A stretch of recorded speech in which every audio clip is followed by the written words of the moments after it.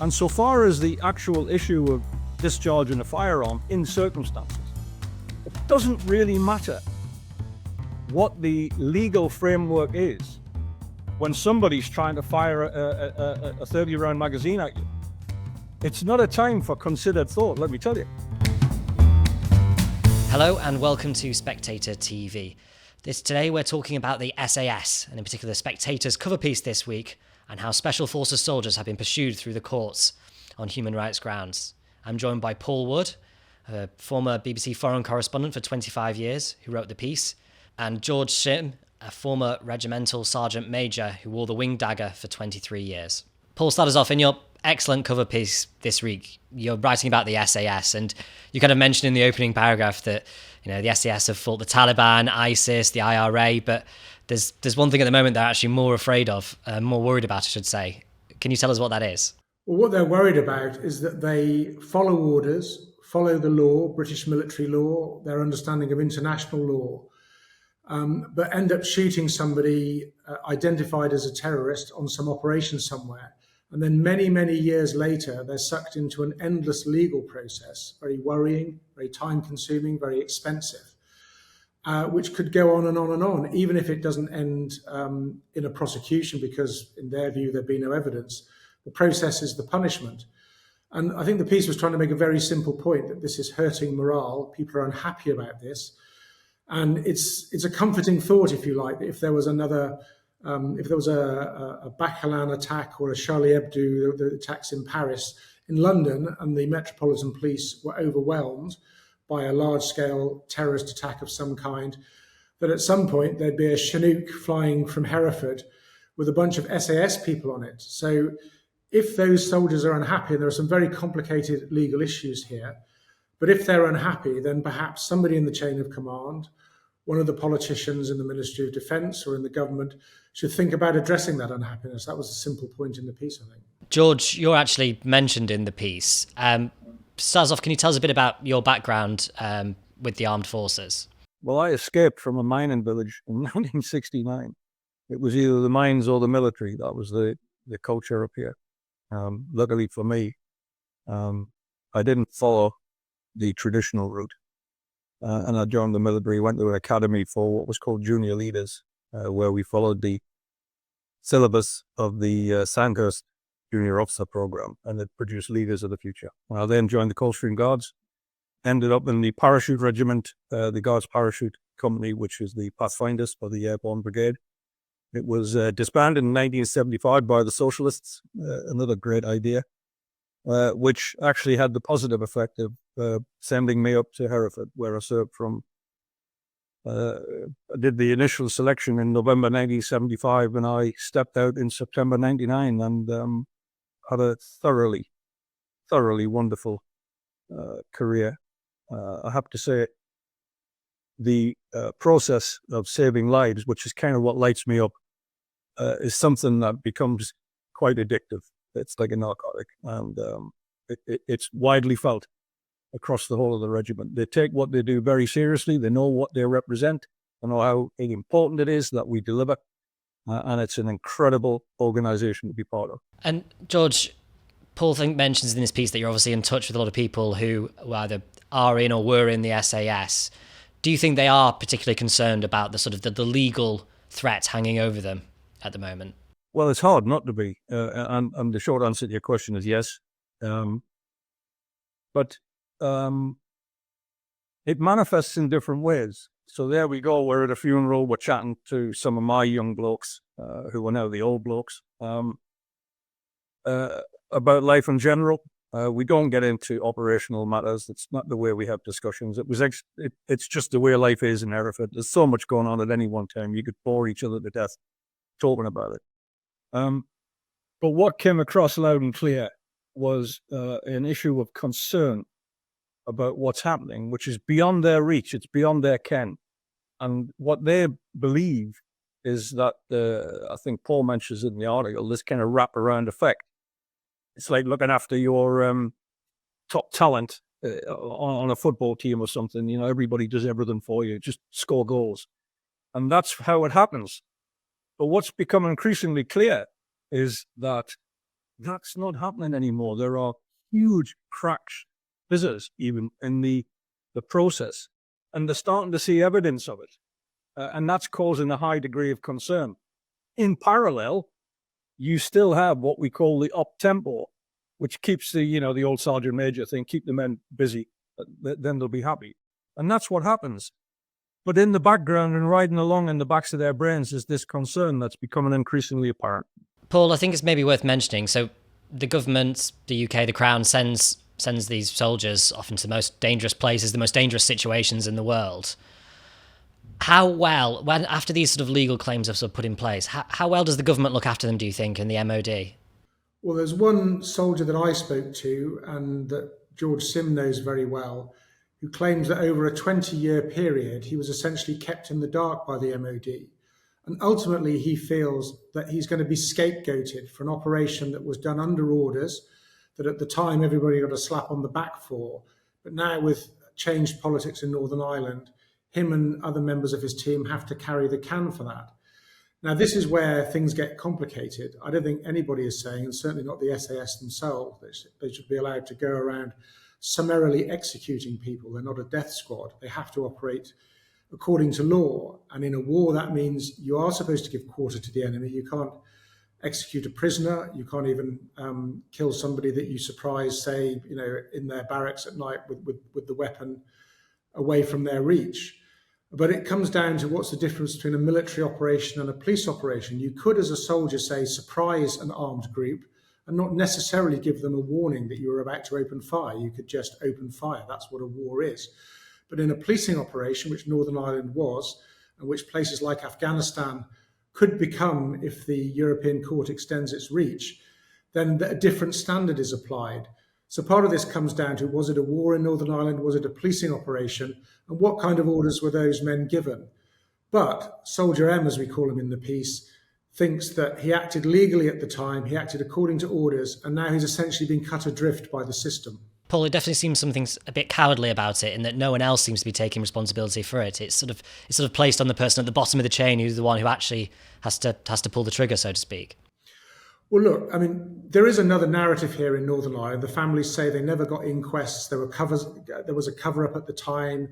The British state always tried to protect these soldiers. But the soldiers would say, look, we weren't acting on our own. We were part of a chain of command. There was a general at the top of that chain of command, and above him, in fact, a prime minister and a Northern Ireland secretary. And the system told us that we were acting legally at the time. Therefore, the system should give us a bit more help now. And, for Soldier M, it's incredibly stressful. This is a man who has had decades on operations, maybe suffering from what they call in the SAS and in the United States operator syndrome, a combination of, I guess, PTSD and a lot of literal head trauma, small concussions caused by explosions close to you. He's got all that. He's got the worry that he's going to lose his pension, and he's got the worry that he's going to go to jail. And all this now 30 years on from the original incident, which he's had to recall several times. And now, of course, he's worried that people are going to compare his original statement to what he's saying now. It was 30 years ago. All this is very difficult. And I think George can tell us whether this is right or wrong. I think they're just asking in the first instance for a bit more support from the system, which sent them there in the first place. Yeah, is that right, George? What are your thoughts on that? Yeah, I mean, it's this issue of alignment. What do we do? Why do we do it? And who do we do it for? So we believe we're doing it on behalf of the British state. Our authors to the Crown, as I mentioned in the piece, we actually believe that old-fashioned stuff because it's the manifestation of the good of our people. And that's something that we can hang on to as a positive belief, which gives us power in our sort of righteous actions, if you like, in a just war.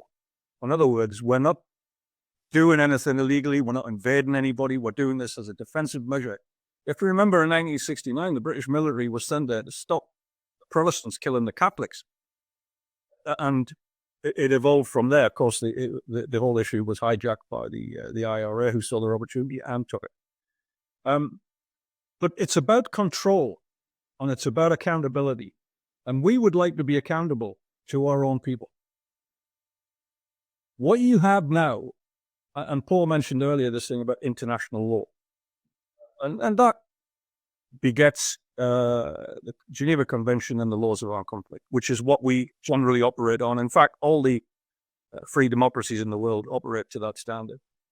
But now you've got this ECHR, which is sort of self-created. We're not sure what it is. And you'll hear the likes of the Prime Minister alluding to international law. Well, it's not international law. It's European law. And there is a higher standard, which is international law, which everybody else plays to, but only a certain amount of people adhere to ECHR, which is unfortunate for us, because what it does is it changes regularly, it morphs, it reinterprets itself. And generally that's at the instigation of activists, lawyers, political situations. And you say, where does that have a place in law? And the most important aspect of that, again, touching on what Paul said about Soldier M, it now is being used in retrospect. It's going back to 1969, and not just in Northern Ireland. It's going to be used in any conflict, anywhere, at any time that a British soldier, in other words, the state, was involved in an action. Now, for me, I mean, I have an obvious interest in that, but I mean, as just a member of the public, you would say, how is that reasonable? That great word in law, whether you did what you did, was it reasonable within the context?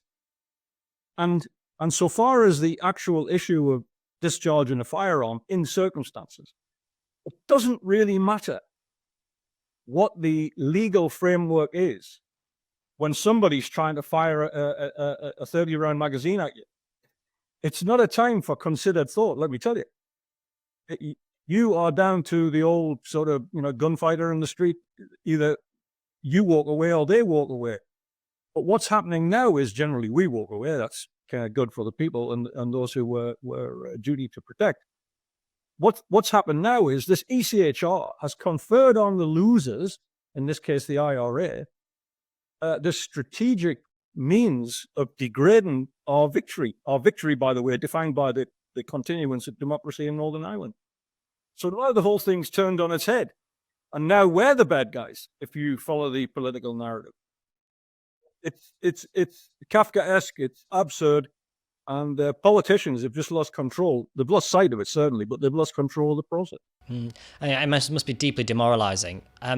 George, I want to ask you about this sort of the calculation that soldiers have to make. I mean, it seems that what they're being asked to assess is whether, before they can engage with someone, is whether or not they're an immediate threat. I mean, can you explain a bit about what they have to kind of weigh up and if that is actually possible in those fixed few moments before for a gunfight, for example?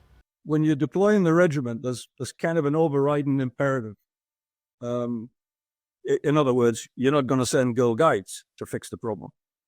You've gone to the extreme on the spectrum of capability. So our guys are sent there in the full knowledge that this is something that nobody else can do. Inherently, that is deadly in its nature. So we go into situations forewarned with intelligence and of course the law, but that's our natural instincts. There's this much used line that was some sort of death squads and all this. It's just nonsense. It's propaganda. We killed a number of terrorists in Northern Ireland, but we arrested many more. If the death squad thing was true, then they'd all be dead. So that kind of kills that argument as such.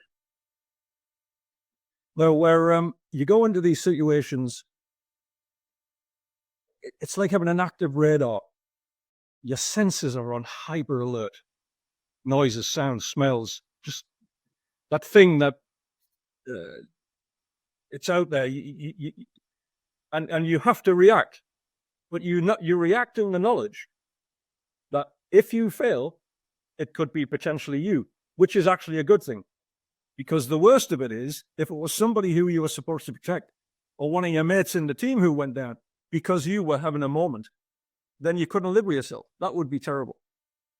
So it's all very well trying to wrap around, create a matrix, if you like, of legal niceties created by somebody in Strasbourg through case law and multiple cases being, and applying it to what we do.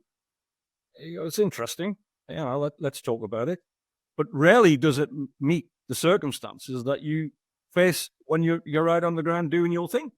It's And it's that dichotomy that they can't make the two work. And of course, that creates the entry point for activists, lawyers, judges, and pretty much anybody else who would do the state harm, and exposes soldiers to this constant legal process. We're not asking to be free of any legal parameters. Far from it. No. We've always done that. That's what we are. We're British citizens. We understand that anything we do that is wrong impacts not only on us, but the people, the nation. You know, we are the successors to a successful model that was created in 1941 by David Still. And I met those old guys who were actually on those operations in the Western Desert. They're fabulous people. Were fabulous people. We're entirely in line with how important it is that we do our job properly. Paul, I'd like to ask you about some of the other unintended consequences of the ECHR being sort of expanded outside of our own jurisdiction, which is that it seems to have affected the fact that we can't arrest people, for example, or detain them when they're in places like Syria. Can you tell us a bit about that? Yeah, well, the European Court is very aggressively asserting its jurisdiction, both backwards in time, as we were hearing in Northern Ireland, which is its own peculiar case. And a lot of this turns on, are you supposed to shout a warning at armed men, or can you just engage them? You are, I think, supposed to shout a warning if you can, and you can only use force if there's a threat. And it comes down to some of the facts of these individual cases, and the fact that it's over 30 years ago. The court is reaching back in time, allowing people to review these cases which soldiers in the SAS thought had been closed. That's one set of issues. It's its own particular thing. What's happening geographically is that the court is reaching outside of Europe, looking at Afghanistan, looking at Syria. And the document itself is quite brief and very abstract. It's interpreted by lawyers and it's interpreted by the courts. This has led to the way it's been interpreted has led to some rather perverse effects. For instance, British soldiers, the SAS, I think it would almost always be, are put in on the ground in a place like Syria because the British government's learned of a threat from the Islamic State. Even if an ISIS commander surrenders to them, they find it very difficult to arrest him. Why? Because they're in Syria. They can't hand him over to the Syrians because Syria has the death penalty, also known to use torture. And the court says that is not an ECHR compliant pathway, as the lawyers would say. Well, can they take him back to Britain for trial? No, they can't, because there's no extradition treaty with Syria. They'd have to render him across an international border, and that would be illegal according to the ECHR. They can't shoot him either, because you can't shoot prisoners under ECHR or the Geneva Conventions or any other law you care to name. They'd literally have to let an ISIS commander go, even if he surrendered. This is one reason why, and Ben Wallace, former Defence Secretary, is quoted in the piece as saying, often when there was a threat, the only way, practically speaking, to deal with it, if it was in a place like Yemen or Syria or Afghanistan, was to use a drone strike. Well, a lot of people would say, so what? It's the Islamic State. Well, there are several objections to that. One, these are terrorist suspects. This hasn't been tested in a court of law. Two, it's good to counter terrorism, to bring people back and make them stand trial, not to create martyrs out of them. Three, there's intelligence there. That gets obliterated in an airstrike. Boots on the ground can retrieve it. And four, what about the civilians? Far more likely to kill civilians with an airstrike than putting boots on the ground. So this is quite a perverse outcome of the ECHR. One, I think that even some of the lawyers who are in favour of it would have to have a think about whether they would want this kind of thing. And it's one reason why, for instance, Ben Wallace said, we need new legislation to limit the scope of the ECHR. Some people want out altogether. The SAS veterans like George Simm want it suspended in case of national emergency or war. Ben Wallace wants its territorial scope limited. I think this is going to be a big debate for the military and for people in general. Thank you very much, both.